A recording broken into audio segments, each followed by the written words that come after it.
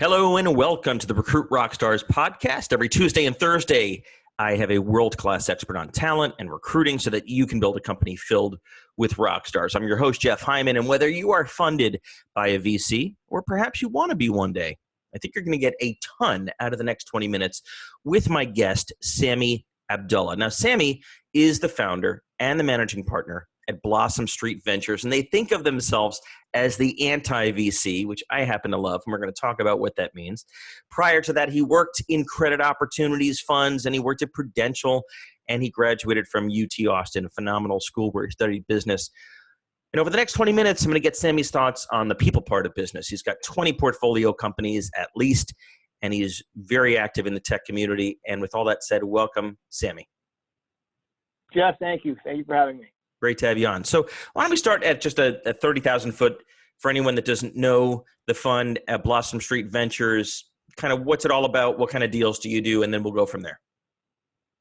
Yeah, we're a Series A and Series B fund. We like to lead when we can. We'll also follow.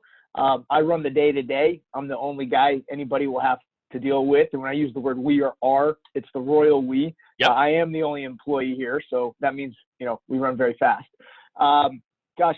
We do typical growth stuff, but we also do special situations. So inside rounds, rushed rounds, out of favor geographies, out of favor industries. We will shop in the scratch and dent aisle, so to speak. So that's us. One of the things I loved about your messaging as I was preparing for this conversation is that you move fast. I mean, you will make a decision in 3-4 weeks. And as you know, a frustration amongst a lot of entrepreneurs and founders is they just never get a yes or a no. They get a maybe or more information or we'll think about it. What is it about your model that lets you do that? Is it because you have to, because you're kind of running this 20 million fund as a one-man band, or how do you kind of think about that? Yeah, it's a little bit of both. So it is the fact that it is just me. So I don't want to waste my time, much less yours. And so I'll tell you quickly if I'm not working on your opportunity anymore. And similarly, it's also about respect. I can't tell you the number of times that a company has not been a fit for us at the moment, but that founder remembers us and remembers how we handled the situation and how quickly that no came. And then, you come around in 6 months, 9 months, 12 months, and it's an opportunity that you can look at once again. So it's a function of both time and respect. As a recovering entrepreneur, I can't tell you how much CEOs really appreciate a decision, right? Even if it's a no, you'd much rather have a fast no. I would beg VCs to give me a fast no. And many did, by the way, after I begged. Let's talk about the people part of the business. So one of the things that you've talked about, Sammy, is how CEOs should spend their time and inversely how they shouldn't spend their time. And for listeners that didn't get a chance to see that piece, I'd love to kind of just refresh it because I'm taking from that you see a lot of CEOs waste their time on a lot of stuff. Let's start with the most important. What should a CEO spend his or her time on? Yeah, so to me, it's three big things. It's being in front of the largest and most important customers and prospects. So there's a bit of selling and customer management there. A CEO should also be spending his time developing partnerships, especially for whoever their potential acquirer might be. In all likelihood, it'll be someone that's close to them that's been working with the CEO for some period of time, generally at least a year. Yep. And then recruiting. There is, I think, nothing more powerful than somebody in your industry getting an email from you as the CEO, especially if they recognize your company and they recognize your name and you want to bring them on board. So, a CEO does a lot of things, but the three big things to, really move the needle are sales, making sure you're keeping the big customers, and let's group that into one, and then working on partnerships, and then recruiting. So those are the big three to me that a CEO should always do, no matter what stage the company is. If you had to put a number on it, how much time should I spend on recruiting? Is it half my time? Is it a third of my time? I think it depends on where you are. I think if you are in an active hiring mode, right? Well, you're going to spend a lot of time on recruiting, unfortunately. If you're not necessarily in a hiring mode, you might spend none. I kind of have the opinion that one should always be looking for fantastic sales personnel and fantastic customer success personnel at all times, whether you're hiring or not. To me, there is some amount of time that should be spent on recruiting, but I can't give you a solid number. I think it really depends on, where you are with the company at that moment. Fair enough. So you've seen a lot of entrepreneurs. You met a lot of founders, CEOs. Where do they usually go wrong on recruiting? What are the things that they either miss or clues that they aren't honed in on that lead you to think, you know what, they hired the wrong person or they're scoping the role incorrectly? What are the common patterns you see? I mean, the biggest mistake I see is CEOs not being involved enough in the recruiting process. I think there's a lot of CEOs that think that they, should only be recruiting senior level personnel, senior managers, VPs, others in the C-suite. I don't think the job stops there. I think, you should be always on the lookout for killer sales reps, great CS talent, great engineers, great developers. I feel like you should have a pretty, firm grip on who's good and who's not in your industry. And, to the extent that those free agents are in the market, you should go get them, and it should be part of your job to reach out to them directly. I don't think enough guys do that. I don't think enough do it at all, frankly. Yeah. It's kind of digging your well before you're thirsty, even before you need to hire them, starting to build those relationships. Build those relationships, but, even do it at the junior level. It's a shame to miss out on a guy who could be a 7-figure bookings guy because you didn't engage him when he was young. Yeah. To me, it's staying in front of people and getting in front of people, no matter what level they are in your organization. Other mistakes. I mean, look, I don't fault any executive for hiring poorly. Hiring is really, really hard. The day that someone releases a piece of software that makes you hire even 10 or 15% better, that person's going to be very rich. I bet you want to invest in that business, right? I mean, we've been looking for that forever, for 6 years, yeah, right? I mean, right. It is not easy. Everybody is going to make mistakes. I think, the mistake that is avoidable is how you budget. If you are, let's go back to sales reps, just because it's something that everyone's always hiring for, especially us. If you're going to assume in your model that you've got one sales rep hitting at quota, well, that person probably takes 3 hires to achieve, right? Yeah. And so you might assume, one guy doesn't work out at all and you got to fire him. One person is mediocre and you keep him, and then one person is hitting or surpassing quota, right? So I think there's not enough budgeting for misses, within someone's model. You kind of have to build it in the model, right? If you're going to have a fully performing sales rep or a fully performing engineer, unfortunately, because no one's perfect at choosing, you're also going to need a bit of overhead of the B players that you have to hire to ensure that you at least have 1A. You need a buffer. You need to give yourself plenty of cash buffer. You need to assume you're going to have a few complete misses, a few mediocre hires that you end up keeping anyways. But yeah, other than that, I mean, hiring is just so hard. I mean, you've got to make a decision on somebody based on a few 45-minute meetings, some references, right? Yeah. Everyone's references are amazing. So it is not easy. We have not figured out how to do it perfectly. Once you find that software, we'll go in 50-50. Yeah, I'll call you. So tell me, Sammy, when you find that person and you want to get them and make the offer, but you can't afford to pay as much as Google, you can't afford to pay as much as Facebook, Apple, what have you learned about the compelling things that will ultimately get that deal done? Maybe you're paying half in terms of cash. And yes, you can hold out the promise of equity, but a lot of people see it as a lottery ticket. Who knows, right? What have you found the best CEOs do to get talent to say yes? I think you have to figure out what that person really wants. Does that person want to leave every day or some of the days at 3 o'clock to go pick up a child? You know, does that person want to work from home half the time? You know, if you can't pay competitively and they're not valuing your equity, you've got to figure out something else, or else you just don't get them and you just move on and spend your time elsewhere. You've got to be realistic about who you will and won't get, and use your time effectively. But, you know, look, going back to the equity piece, right? Selling everybody on the equity is very important. And generally speaking, you know, we are, in our portfolio at least, our CEOs are able to make up for any pay miss with equity that has been, you know, touted and the CEO is excited about. Got it.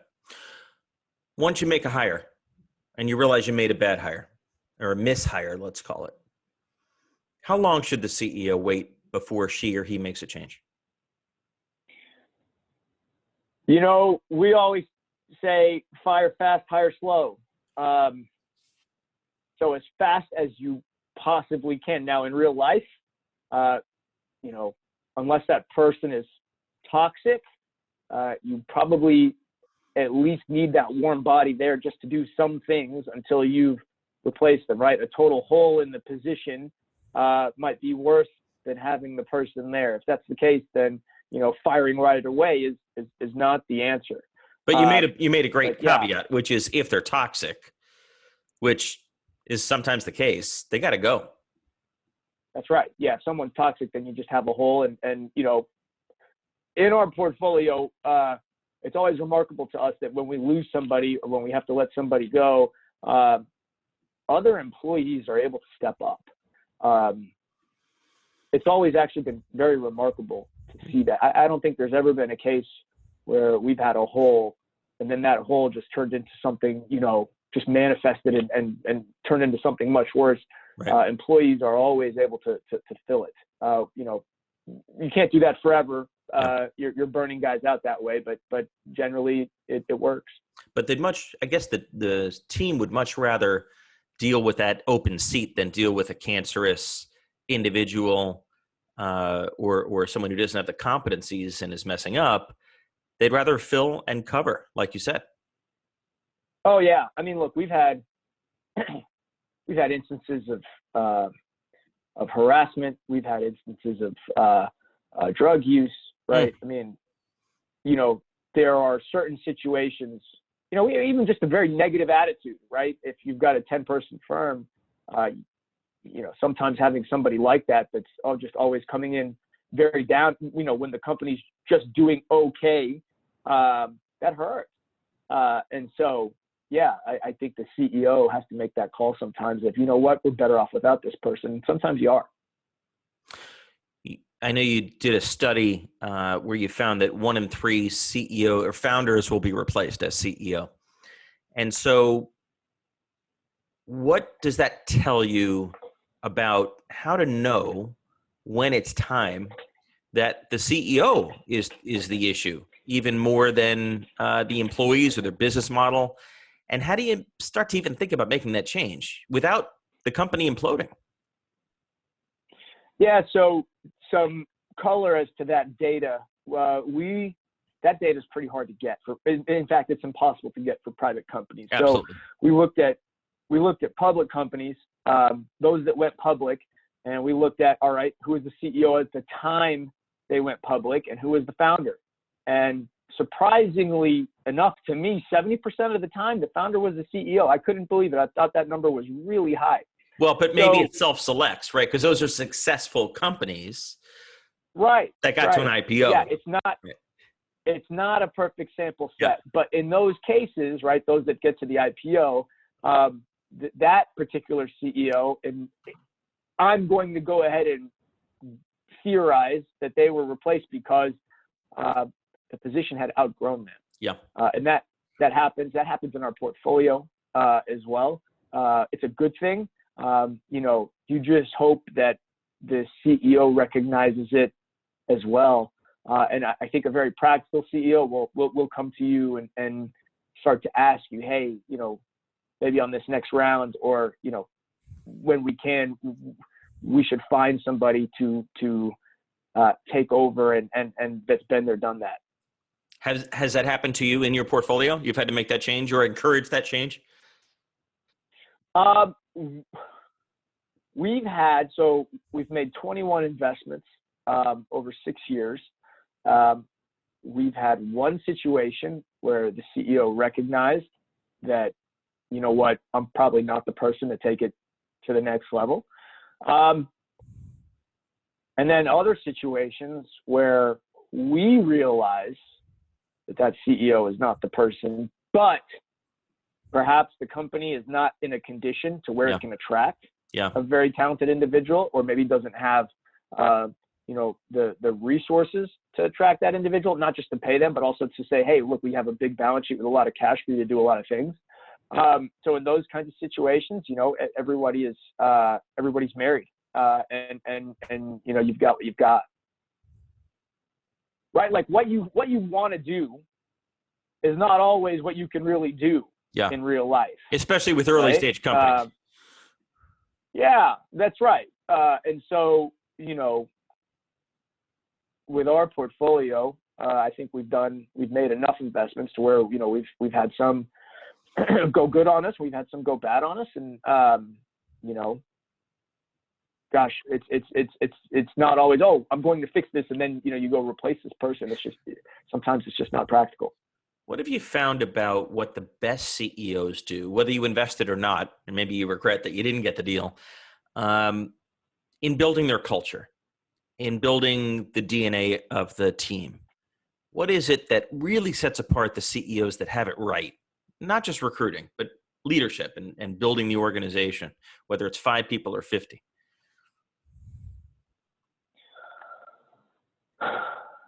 From a culture perspective? Yes.